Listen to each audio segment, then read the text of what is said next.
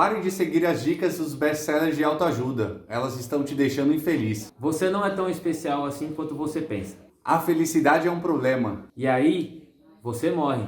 Roda a vinheta.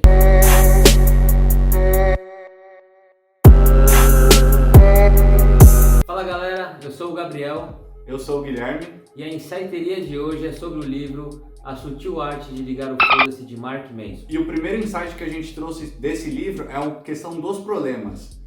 Ele trata bastante esse ponto e eu concordo com ele que a vida ela não é um mar de rosas. Na vida todos nós temos problemas e o que muda é a nossa atitude frente a esses problemas e quais são os problemas que a gente quer escolher para nossa vida. Um exemplo desse problema, né? Eu quero fazer um canal aqui para vocês, quero ter o feedback de vocês, eu quero ficar feliz de ver que isso está mudando a vida das pessoas. Só que os problemas dessa atitude é que eu tenho que aguentar o Gabriel.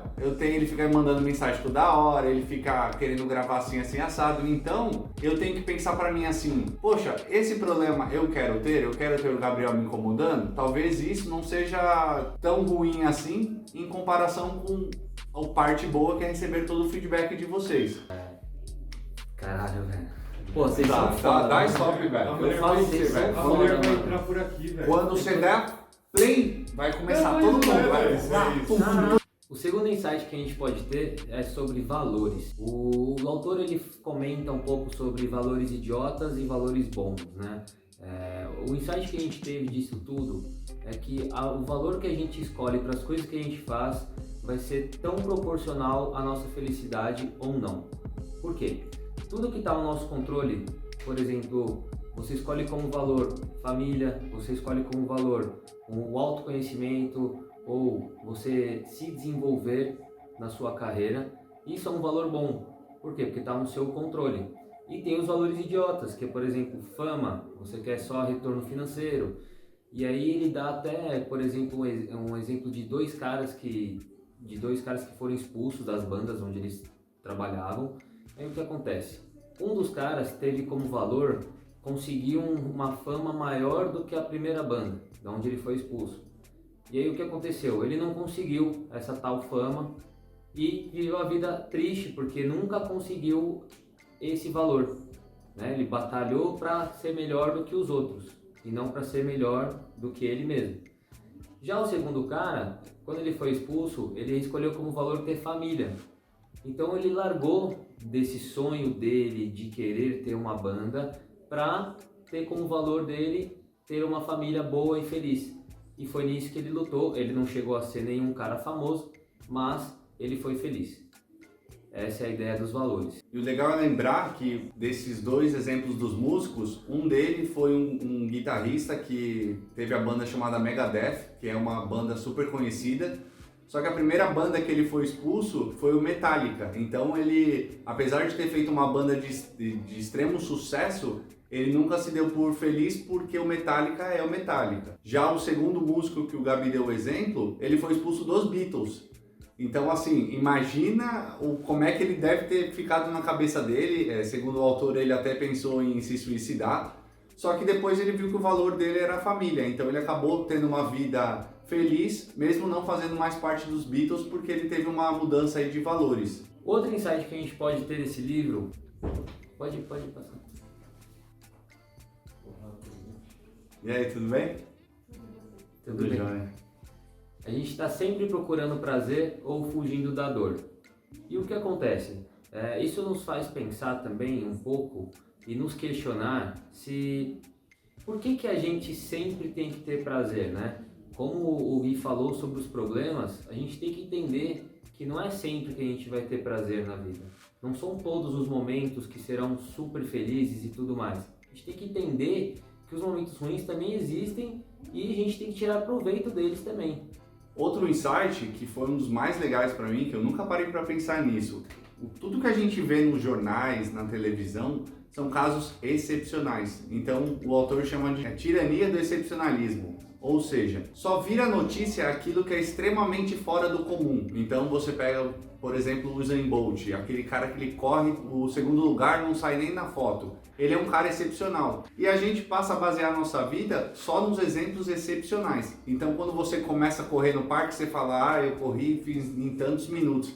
nossa, eu nunca vou ser igual aquele cara, eu nunca vou ser igual o Usain Bolt. Então a gente passa a medir a nossa vida sempre nesses exemplos excepcionais. E o que o autor fala é que assim, se passou na TV, ele é o 0,00001% da população. E você não deve ficar a sua vida toda percorrendo esses objetivos. Isso é loucura e só vai trazer ansiedade para você. O mesmo, continuando nesse sentido, a gente pega as redes sociais. Por exemplo, trazendo o que o Gabi falou, da gente estar sempre procurando prazer, se você começa a abrir o Instagram aí e começar a rodar os seus amigos, vai estar todo mundo na balada, vai estar o pessoal na praia, tá um solzão aí, o pessoal pulando de paraquedas e postando foto, aí você fala assim, cara, tá todo mundo fazendo um monte de coisa incrível e eu tô aqui em casa assistindo Netflix. O autor até comenta sobre isso, né, sobre o tal do paradoxo, que é simplesmente quando a gente está procurando a felicidade, a gente está triste, na verdade, porque a gente está buscando algo que a gente não tem. Não dá pra gente ficar desvalorizando o momento que a gente tem hoje. Se você tá na sua casa, você tá bem, é um momento feliz também.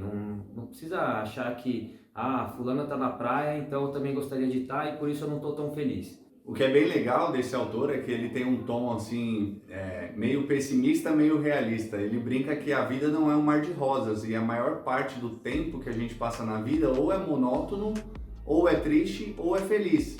Então a gente tem que assumir para nós mesmos que a vida ela é feita desses momentos e que a gente não vai estar vivendo sempre aqueles momentos que a gente posta no Instagram. A gente não é tão especial assim quanto a gente imagina. É duro escutar isso, mas é a realidade. Não é que você não deva se sentir especial, mas quando você pensa que tudo que você faz é especial, você acaba abrindo uma grande margem aí para o erro e para a decepção. Por quê? Se você acha que você sempre vai fazer coisas especiais, que tudo que você faz é mágico, o que vai acontecer no dia que você tropeçar? No dia que você fizer alguma coisa de errado na frente de todo mundo? Você vai se decepcionar grandemente. E a gente tem exemplos de amigos que sabem tocar violão, que escrevem poesia, e eles poderiam postar isso, poderiam de alguma forma mostrar isso para outras pessoas, mas por esse medo de manchar a imagem deles, eles acabam vivendo ali na obscuridade ou não compartilhando o trabalho deles, simplesmente porque eles têm medo de arranhar essa autoimagem deles para as outras pessoas. Uma coisa interessante, Gui, é que, por exemplo, se você pegar uma pessoa que vai ter aí uma apresentação em público, aí a pessoa ela é perfeccionista ao extremo. Aí o que vai acontecer? Ela vai se preparar e na cabeça dela tudo vai ter que ser perfeito. Na hora que ela chegar lá na frente de todo mundo, na hora que ela começar a abrir, tudo vai ser perfeito. Só que o que acontece? Quando ela tenta ser perfeita, quando ela chega lá na hora, ela começa a ficar nervosa, começa a gaguejar e não dá certo. E aí, o que era para ela ser ela mesma fazendo essa apresentação, ela acabou sendo outra pessoa, uma pessoa nervosa, uma pessoa com medo de errar e perfeccionista. Isso é, toda vez que você tenta ser perfeito, você acaba não sendo você mesmo. E a ideia até do autor é que você seja você mesmo em todos os momentos possíveis. E o que é legal, pegando esse exemplo até da apresentação, que eu fico pensando que geralmente eu tenho que fazer algumas apresentações no meu trabalho. Se coloque na seguinte situação, se tudo der errado e você gaguejar ou você falar alguma besteira, a gente tende a pensar que, nossa, todo mundo vai reparar, todo mundo vai lembrar disso para sempre, eu vou ficar marcado como uma pessoa que falou aquela besteira naquela apresentação. Mas o que o autor brinca que você não é tão especial assim, é que esse fato para quem está assistindo, ele talvez não seja tão relevante. Então, às vezes você gaguejou lá falando inglês, para você aquilo foi a pior coisa que você já fez na vida. Mas quem está assistindo ali, ela está preocupada com a imagem dela, não está preocupada com a sua imagem. Então, às vezes ela viu ali que você gaguejou, mas aquilo para ela passa batido, entendeu? E você, na sua cabeça, às vezes transforma aquilo num problema maior do que ele é. Então, quando ele brinca assim, você não é tão especial, é justamente assim, você não é o escolhido, o Neil. Você pode fazer a sua apresentação, faça da melhor forma que você puder, seja você mesmo, e sem tentar ser essa pessoa perfeita, provavelmente você vai acabar marcando. Exato. E às vezes o público dessa pessoa gostou da apresentação dela, mas ela, com medo dela, achou que foi uma merda. É isso aí. E para finalizar, então, a gente vai com um choque de realidade aqui que ele deixa pra gente, é a seguinte: no final da vida, no final das contas, todos nós vamos morrer. Então, por que levar a vida tão a sério, assim, tão a ferro e fogo? A gente tem que sempre lembrar que no final da vida a gente vai morrer, e o que a gente vai pensar da nossa vida quando a gente estiver lá deitado no último suspiro, né? A gente vai lembrar, ai, ainda bem que eu não fiz aquela apresentação que eu podia ter passado vergonha. A gente não vai lembrar de tudo isso, a gente vai provavelmente se arrepender dos momentos que a gente não teve, que a gente poderia ter arriscado mais, e nem vai lembrar dos momentos que a gente arriscou e acabou dando errado, porque todo erro no final é um aprendizado, né? E um último insight então sobre o livro todo, se você nunca leu, se você quer ler esse livro, um insight que a gente pode tirar dele é: não é que você tem que ligar o foda-se para qualquer situação que você ache ruim ou alguma coisa assim. Pelo contrário, você tem que ajustar seus valores, suas crenças, suas expectativas, para que inconscientemente essas coisas não te atrapalhem, não te incomodem no seu dia a dia. Isso é, você indiretamente vai ligar o foda-se sem querer. É isso. É isso.